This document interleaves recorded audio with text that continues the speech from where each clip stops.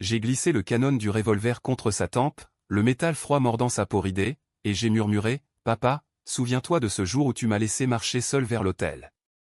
Aujourd'hui, c'est moi qui te guide vers l'enfer. » Il n'a pas crié. Ses yeux qui m'avaient autrefois promis le monde, se sont simplement vidés, comme un verre de vin renversé sur la nappe blanche de notre dernière fête de famille. Et j'ai pressé la détente, pas par rage aveugle, mais par une clarté chirurgicale. La vengeance n'est pas un cri, c'est un silence calculé qui efface les dettes du cœur. Les rues de Paris bruissaient ce matin-là d'un automne précoce, ce genre d'automne qui enveloppe la ville d'une lumière dorée, presque mensongère, comme si la scène elle-même conspirait pour adoucir les contours des regrets. J'avais 28 ans, et je marchais vers l'église Saint-Sulpice, mes escarpins claquant sur les pavés irréguliers du boulevard Saint-Germain. Le voile de dentelle blanche que j'avais choisi moi-même, chez un couturier discret du Marais, flottait derrière moi comme un fantôme bienveillant. Mais il n'y avait personne pour le soulever, personne pour m'offrir le bras. Mon père, cet homme qui avait juré de me porter jusqu'à l'hôtel, avait choisi de trinquer au champagne chez ma sœur cadette, pour l'inauguration de son appartement haussmannien flambant neuf. Je revois encore le message sur mon téléphone, arrivé à 10 heures précises, alors que la coiffeuse finissait de fixer les épingles dans mes cheveux. Ma chérie, un imprévu. Élise a besoin de moi pour la pendaison de crémaillère.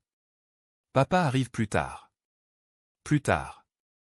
Ces deux mots ont résonné dans ma tête comme un glas étouffé. Plus tard, c'était après les vœux, après les alliances échangées, après que j'aurais dû sentir sa main ferme sur la mienne, ce geste symbolique qui, dans notre famille bourgeoise du 7e arrondissement, valait tous les discours. J'ai rangé le téléphone dans mon sac de perles, et j'ai marché seul. Seul, avec son regard posé sur moi, des murmures qui glissaient comme des serpents. Où est son père? Un scandale? Non, juste une préférence. Élise, la petite princesse, avec son sourire Colgate et ses diplômes d'HEC, avait besoin d'un père pour découper le rôti et complimenter les moulures du plafond. Moi, la rebelle, la divorcée en puissance au nom, en instance de mariage, je pouvais bien me débrouiller. Antoine m'attendait à l'entrée de l'église, son costume gris perle taillé sur mesure, un sourire crispé qui masquait à peine son malaise. Il était avocat, spécialisé en fusion-acquisition, le genre d'homme qui négociait des millions sans sourciller, mais qui, face à l'absence paternelle, bafouillait comme un novice. « Ça va, ma chérie ?» m'a-t-il demandé en m'embrassant la joue. J'ai hoché la tête, les lèvres pincées. « Parfaitement. » Allons-y, la cérémonie s'est déroulée dans un brouillard de chants grégoriens et dansants qui piquaient les yeux. Le prêtre, un vieux jésuite aux rides profondes comme les crevasses du Luberon, a béni notre union avec une ferveur qui sonnait faux. J'ai dit « oui » d'une voix claire, mais intérieurement, une fissure s'ouvrait, fine comme une veine de marbre, prête à s'élargir en gouffre. Après, la réception au pavillon Dauphine, loué à prix d'or pour ses jardins en terrasse surplombant le fleuve. Les invités aux collègues d'Antoine, mes anciennes condisciples de Sciences Po, quelques cousins provinciaux ont levé leur flûte de veuve Clicquot en riant. J'ai dansé le premier slow avec mon mari, son corps contre le mien, solide mais distant, comme s'il sentait déjà le poison de cette journée. Et puis, vers 20 heures, la porte s'est ouverte sur mon père. Seul. Élise n'était pas venue, bien sûr, elle avait ses mondanités. Il s'est approché, cravate de travers, odeur de cognac sur la laine. Pardon, ma grande. La circulation. J'ai souri, un sourire de verre filé. Pas de souci, papa. J'ai géré.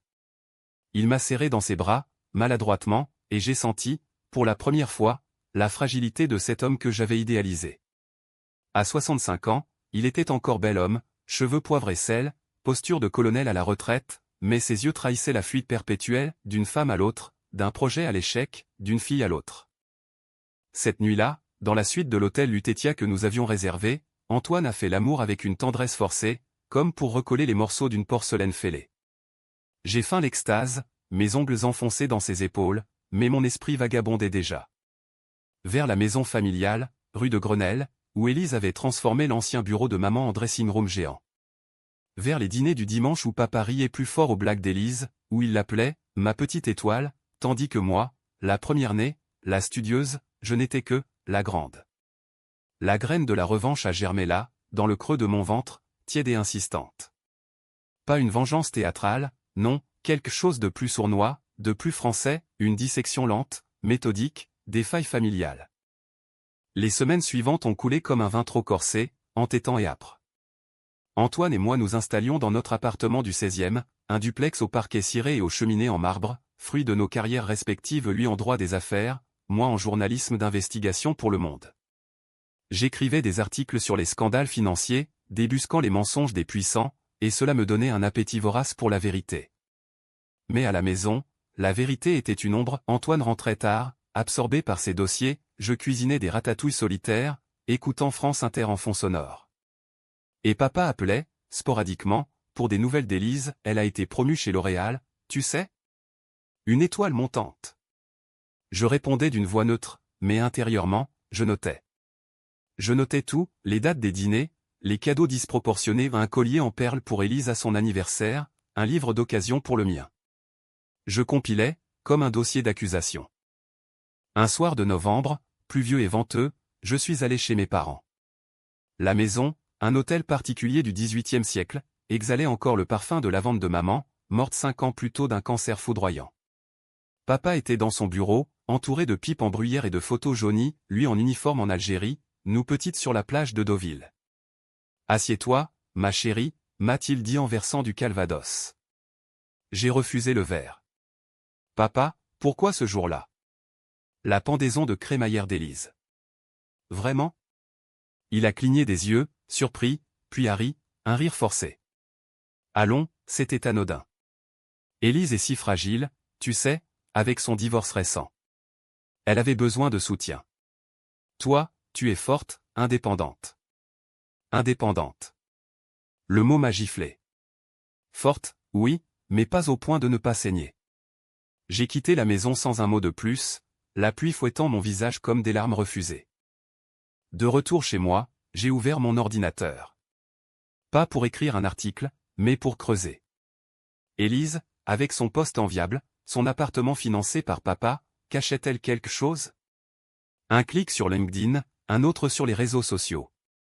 Et là, dans les abysses des stories Instagram effacées, un indice, des nuits à Cannes, des dîners avec des investisseurs louches. Ma sœur, l'étoile, flirtait avec les eaux troubles de la corruption. J'ai souri pour la première fois depuis le mariage. La revanche n'était pas un acte impulsif, c'était une enquête. Et j'étais la meilleure dans ce domaine. L'hiver s'est abattu sur Paris comme un linceul gris, les lumières de Noël clignotant aux Champs-Élysées sans réchauffer les cœurs. Antoine et moi fêtions Noël chez mes parents, une tradition que je haïssais désormais, imprégnée de faux-semblants et de toasts hypocrites. La table était dressée avec la vaisselle de Limoges, les huîtres de Cancale alignées comme des perles d'un collier brisé. Élise trônait à la droite de papa, radieuse dans sa robe rouge Versace, racontant ses conquêtes professionnelles avec un éclat qui captivait l'assemblée. Et imaginez, papa, ce contrat avec les Émirats. Ils adorent mon pitch sur les cosmétiques éco-responsables. Papa hochait la tête, béat, versant du Sancerre dans son verre. Moi, à l'autre bout, je picorais ma dinde au marron, observant. Observant les regards complices, les rires synchronisés, la façon dont Élise posait sa main sur son bras, possessive. Antoine, sentant la tension, essayait de détendre l'atmosphère avec des anecdotes de cabinet. Vous savez, on a sauvé une start-up de la faillite la semaine dernière. C'était du bluff pur. Papa riait poliment, mais ses yeux revenaient toujours à Élise. Vers minuit, quand les invités partis, nous nous sommes retrouvés en petit comité autour du feu de cheminée. Papa a sorti l'album photo, ce rituel annuel qui me nouait l'estomac. Regardez ça, ma grande, toi à 5 ans, avec ta première poupée. Et Élise, déjà si vive. J'ai tourné les pages, les images défilant comme des accusations muettes, Élise a son premier prix d'excellence, Élise au bras de papa pour sa remise de diplôme, Élise riant sur un yacht en Croatie, un cadeau de lui, financé par la vente discrète d'actions familiales. Et moi? Une photo floue de mon mariage, où il arrivait en retard, le visage empourpré. Cette nuit-là, dans la chambre d'amis aux tentures fanées, j'ai pleuré pour la première fois depuis des mois. Pas des sanglots bruyants, non, des larmes silencieuses, amères, qui coulaient sur l'oreiller de lin brodé. Antoine s'est réveillé, m'a prise dans ses bras. Qu'est-ce qui ne va pas, Claire? J'ai hésité, puis tout est sorti, le mariage, l'absence, les préférences invisibles mais écrasantes. Il m'a écouté, caressant mes cheveux. Ta famille est toxique. Peut-être qu'il est temps de couper les ponts. Couper les ponts. L'idée m'a traversé, mais non. Couper, oui, mais pas les ponts, les veines, les illusions, les mensonges. Le lendemain matin, au petit déjeuner, Élise m'a prise à part dans la cuisine. T'as l'air crevé, grande sœur. Le boulot? Son ton était léger, presque moqueur. J'ai souri. Non, juste des nuits blanches à penser à la famille. Et toi, ce contrat avec les Émirats, ça avance? Elle a haussé les épaules, un éclat fugace dans les yeux. Top secret. Mais papa est fier, hein? De retour à Paris, j'ai plongé dans mon enquête comme un plongeur en apnée. Mon bureau, un cagibi encombré de dossiers et de carnets Moleskine, est devenu mon QG. J'ai contacté d'anciens collègues d'Élise chez L'Oréal, sous couvert d'un article bidon sur l'industrie beauty. Ah, Élise. Brillante, mais un peu opportuniste. On dit qu'elle a graissé des pattes pour ce poste. Des rumeurs, d'abord. Puis des faits, un mail intercepté via un contact hacker freelance illégal, je sais, mais la morale est un luxe pour les trahis. Élise négociait des pots de vin avec un fournisseur qatari, des crèmes anti-âge trafiquées avec des ingrédients douteux, vendus à prix d'or. Le montant? Des centaines de milliers d'euros, blanchis via un compte offshore. Et papa? Il savait. Un transfert bancaire de sa part à elle, daté de la veille de mon mariage, pour ton appartement, ma petite étoile. La découverte m'a secoué comme un séisme intime. Pas tant le scandale, j'en avais vu d'autres dans mes reportages, mais la complicité. Papa, l'honnête homme, l'ancien officier intègre, couvrait les magouilles de sa cadette pour la protéger. Et moi, la fille aînée, la responsable, j'étais sacrifié sur l'autel de cette indulgence maladive. J'ai fermé l'ordinateur, le cœur battant. La revanche prenait forme, pas un coup de feu, pas encore, une exposition progressive, une érosion des fondations familiales. J'ai commencé par des appels anonymes à L'Oréal, des types signés, une collègue déçue. Des questions posées, des doutes semés. Élise a appelé papa en panique, il fouille mes mails. Il l'a rassuré, mais j'entendais tout, via l'espionnoir que j'avais glissé dans son téléphone lors d'un dîner, un geste banal, un câlin prolongé. Au printemps, les cerisiers du Luxembourg fleurissaient, roses et éphémères, miroir de ma résolution fragile. Antoine remarqua mon changement, tu es distante, Claire. Comme si tu complotais. Je ris. Peut-être que je le fais. Notre mariage, déjà tendu, craquait aux jointures. Il voulait des enfants, moi, je repoussais, arguant du boulot. En vérité, je ne pouvais pas enfanter dans cette ombre paternelle. Un soir, après une dispute où il m'accusait de paranoïa, il partit dormir au bureau. Seul, j'ai ouvert une bouteille de Bordeaux et tracé le plan. Étape 1, isoler Élise. J'ai rédigé un article anonyme pour un blog spécialisé, les dessous salles de la beauty industry. Des faits masqués, des noms codés, mais assez pour alerter les autorités. L'AMF, l'agence anti-blanchiment, mordit à l'hameçon. Papa m'appela le lendemain. Claire, tu as vu les news? Élise est convoquée. C'est ridicule. Sa voix tremblait, pour la première fois vulnérable. J'ai faim l'inquiétude. Mon Dieu, papa. Elle est innocente, j'en suis sûr. Mais. Tu sais, ces transferts bancaires. Silence. Un silence lourd comme le plomb. Qu'est-ce que tu insinues? J'ai raccroché doucement, le poison injecté. La graine poussait, tordue, vers la lumière. L'été 2026 enveloppa Paris d'une chaleur moite, celle qui fait suer les secrets sous les cols amidonnés. Élise fut suspendue de L'Oréal pour « enquête interne », un euphémisme pour « on te vire discrètement si tu plaides coupable ».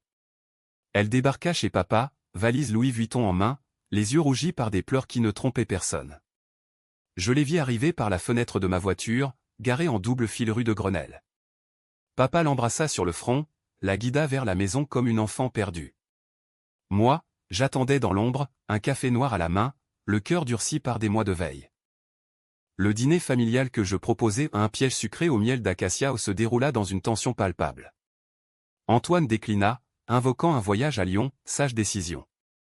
Nous étions 4, papa, Élise, moi, et le fantôme de maman planant au-dessus des hors-d'œuvre. Élise parla peu, picorant sa salade niçoise, ses ongles rongés trahissant la panique. C'est un malentendu, Claire. C'est mais. quelqu'un a piraté mon compte. Je hochai la tête, compatissante. Bien sûr.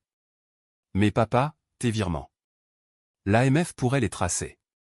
Il posa sa fourchette, le visage blême. C'était un prêt, rien de plus. Pour aider ta sœur. Élise se tourna vers lui, suppliante. Dis-lui, papa. Explique-lui.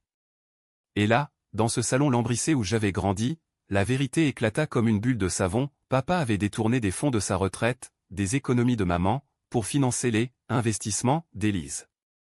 Pas des pots de vin, non, pire, une naïveté criminelle, un amour paternel tordu en complicité. Je me levai, la chaise raclant le parquet. Vous vous êtes servi de l'héritage de maman pour couvrir ces conneries? Et moi, papa? Le jour de mon mariage, tu étais là, à signer des chèques pour son appart? Ma voix, d'habitude mesurée, se brisa en éclats. Élise pleura, théâtrale. Tu es jalouse, Claire. Toujours. Depuis qu'on est gamine, tu veux tout, l'attention, l'amour. Papa intervint, la main levée. Assez. Claire, tu es l'aînée, tu dois comprendre. Élise est fragile, elle a besoin. Besoin. Ce mot encore, comme un leitmotiv empoisonné. Je sortis en claquant la porte, l'air nocturne me giflant le visage. Dans la voiture, je tremblais, non de colère, mais d'une clarté nouvelle. La revanche n'était pas contre eux, c'était contre l'illusion que j'avais nourrie, cette famille unie que je portais seule sur mes épaules. Les jours suivants, je creusai plus profond. Un contact à la brigade financière me confirma, l'enquête remontait à papa. Des retraits suspects, des comptes joints occultes. Élise, sentant le vent tourner, tenta de m'appeler. Grande sœur, aide-moi. Je sais que tu as tes connexions. Je répondis par SMS, aide-toi toi-même. Commence par la vérité. Elle ne rappela pas. Au lieu de cela, elle disparut une semaine, soi-disant, stage de bien-être, à Bali. En réalité, d'après mes sources, elle négociait avec un avocat véreux pour un plaidé coupable minimal. Papa, lui, s'enfonçait, appel frénétique à son notaire, nuit blanche à siroter du whisky dans son bureau. Il m'écrivit une lettre, manuscrite, sur du papier à lettres crème, ma Claire chérie, je t'ai blessé, je le sais. Mais Élise est ma petite dernière, mon rayon de soleil. Pardonne-moi. Ton papa qui t'aime. La lettre atterrit dans la corbeille, mais ces mots s'incrustèrent en moi comme des échardes. Amour. Ce mot, galvaudé, masquait la réalité, papa n'aimait pas, il possédait.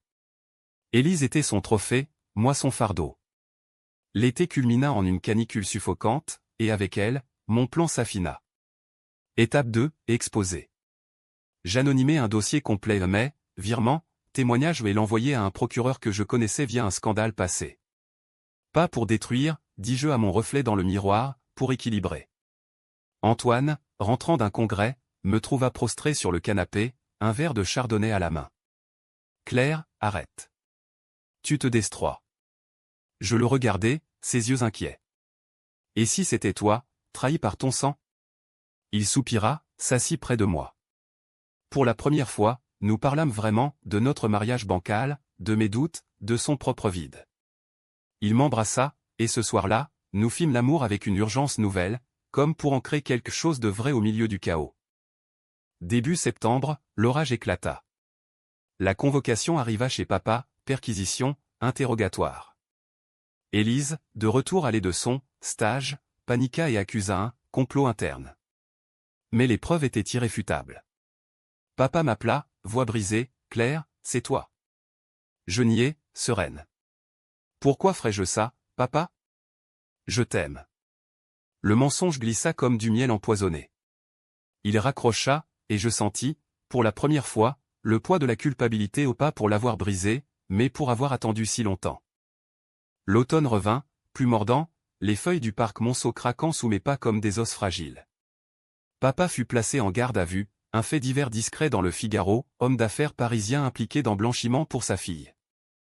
Élise, lâchée par son avocat, s'effondra en public une interview larmoyante à BFM, où elle pleurait sa naïveté. Les réseaux sociaux s'enflammèrent, scandale beauty, famille Maupassant ils nous surnommèrent ainsi, en clin d'œil ironique à l'auteur des Illusions perdues. Moi, je restais dans l'ombre, publiant un éditorial voilé sur la corruption familiale, sans nom, mais assez pointu pour que les lecteurs devinent. Antoine et moi, nous naviguions en eau trouble. Notre couple, jadis solide comme un contrat notarié, se fissurait. Il me reprochait ma croisade personnelle, tu n'es plus la femme que j'ai épousée, Claire. Tu es obsédée. Obsédée, oui. Par la justice poétique, par cette soif de voir les masques tomber. Une nuit, après une énième dispute, il fit ses valises. J'ai besoin d'espace. Réfléchis à ce que tu veux vraiment. La porte claqua, et Paris, dehors, hurlait son indifférence sous une pluie battante. Seul dans l'appartement vide, j'ouvris le tiroir secret, le revolver de papa, hérité de son service militaire, chargé et huilé. Je le pris en main, le poids familier, et visai un vague point dans le miroir. Pas pour me tirer dessus au non mais pour imaginer. Imaginer le jour où la dette serait payée en totalité. Papa sortit de garde à vue sous contrôle judiciaire, visage hâve, costume froissé. Il m'appela pour un café au Flore, ce bistrot légendaire où Sartre disséquait l'absurde. Nous nous assîmes à une table en terrasse, sous les platanes dénudés. Claire, je suis ruiné. Les économies, tout. Pour elle. Ses yeux, injectés de sang, cherchaient les miens. Je commandai un expresso serré. Et maman? Tu as pensé à elle? Il baissa la tête. Ta mère. Elle aurait compris.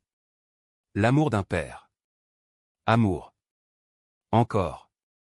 Je l'interrompis, l'amour n'excuse pas la trahison, papa. Le jour de mon mariage, tu m'as trahi. Pour Élise. Pour ton amour. Il pleura alors, discrètement, un homme brisé plié sur sa tasse. Pardonne-moi. Je t'ai toujours aimé, à ma façon.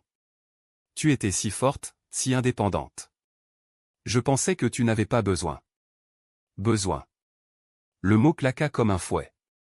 Tout le monde a besoin d'un père, papa. Même les forts. Élise, elle, contre-attaqua. Une lettre rageuse glissait sous ma porte, tu nous destroies par jalousie, salope. Papa t'aimait plus que moi, et tu le sais. C'est pour ça que tu nous hais. Jalousie. Le venin de la cadette, projeté comme un crachat. Je la confrontai chez papa, une confrontation électrique dans le salon aux meubles Empire. Elle hurla, tu as toujours tout eu. L'intelligence, le succès. Moi, je devais ruser, séduire. Je la giflai d'un geste impulsif, ma paume brûlante sur sa joue pâle. Ruser? En volant maman? En te servant de papa comme d'un distributeur? Papa entra, nous sépara. Assez. Vous êtes mes filles. Mais ces mots sonnaient creux, écho d'un amour divisé. La revanche s'emballa. L'AMF boucla l'enquête, papa inculpé pour complicité, Élise pour fraude.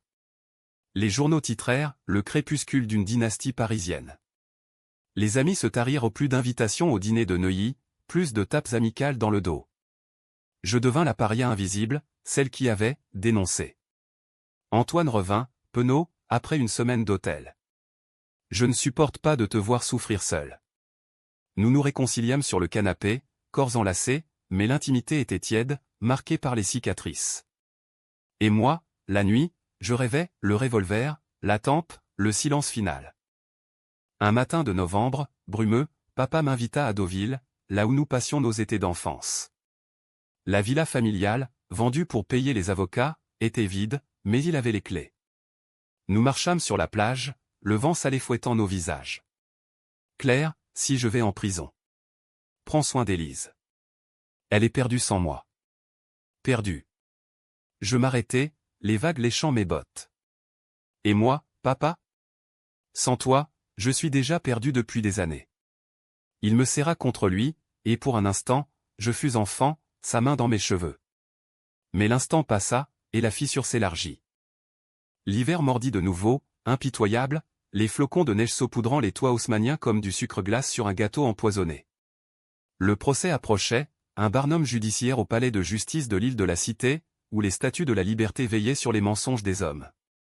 Papa et Élise comparurent ensemble, lui en costume sombre, elle en tailleur Chanel prêté, les yeux cernés par des nuits d'insomnie. Je n'assistis pas à l'audience trop voyeur, trop théâtrale mais lus les comptes rendus, papa plaidant la faiblesse paternelle, Élise là, manipulation par des supérieurs.